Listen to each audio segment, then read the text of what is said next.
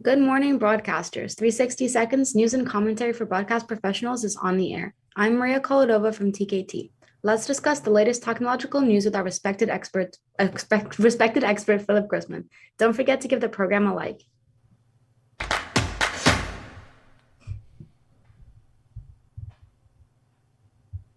The Canon EOS R6 Mark II camera can shoot internally at up to 4K 60p with a dual pixel CMOS with an updated autofocus and externally in 6K RAW via the HDMI output. It also has built-in image stabilization. You can combine the optical and in-body image stabilization to get the best stabilization results up to 8 stops. All 4K footage is downsampled from the sensor 6K output. So Philip, tell me more about this. So for transparency, I'm a huge Canon fan. I've been shooting. In fact, my first digital SLR was a Canon 10D, and I shoot the R5 now. So it's really interesting to see sort of that 5.6 to 6K being the standard video size capable in a lot of these digital SLRs. We've all heard that SLRs are, they're a thing of the past. You can shoot on your phone. I'm sorry, that little quarter-inch or eighth-inch sensor on your phone is nowhere near an APS-C or even a full-frame sensor. So I don't think we're going to see the death of these cameras anytime soon. And this one becomes a bit more affordable, interchangeable lens camera. It has the in-body image stabilization, which means you're no longer requiring the lens to do image stabilization. And if you have a lens that does have image stabilization along with the in-body, you can get up to 8 stops, which is pretty amazing for people who shoot in very dark areas like myself.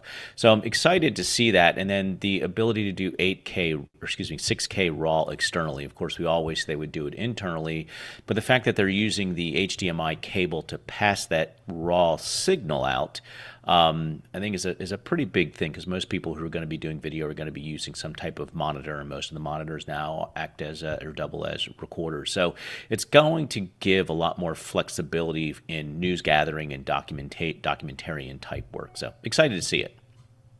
All right, now moving on to Vizrt. Vizrt has announced Libero 8.1, the latest update of its 3D analysis tool for sports, using artificial intelligence to remove the time-consuming manual task of identifying and masking players to generate object cutouts. Viz AI enables the creation of 3D flights in a fraction of the time. So, Philip, tell me a little bit more about where you think this is going to be used. So we've all heard about AI being used everywhere, and it's gonna pick the shots. It's gonna do this. I think this is an appropriate use of AI. It is going to there's a drawback as well, but the positive is that it's really going to help producers and directors tell the story better in sports by speeding up the process of doing that cutting out of the content or doing those flyovers. Sort of the downside is the people who used to do that were the assistants who would do that, and they would work with the directors and the editors, and that's how they sort of learned. That was their apprenticeship. So we unfortunately may start to see that be impacted, but the technology in and of itself and being able to help further the story, because you're telling a story, you're explaining a story of what's going on in the field, and having that technology there to enable it and enable you to do it quickly is great. And AI is perfect at identifying things. It's not necessarily learning and doing something, but it is great at identifying things. So being able to identify the players, being able to do the cutouts, do the masking, I think is really going to help in the overall storytelling for sports. Which watching the game is one thing. Having that commentator who knows what they're talking about be able to illustrate what they're talking about, I think is a huge value.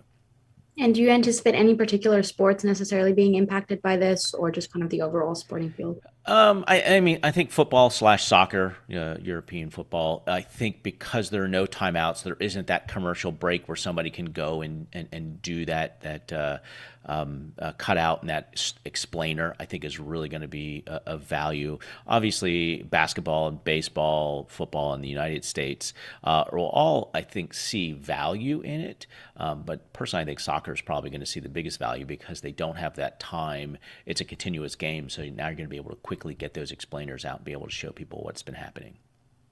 All right, now moving on to BirdDog Cloud 3.0, which delivers the fast, easy, and secure way for broadcasters and live event producers to expand beyond their local network to distribute NDI content anywhere in the world. It enables broadcasters to set up a remote studio and control it from anywhere with full PTZ control. So Philip, what are the main ideas behind the solution?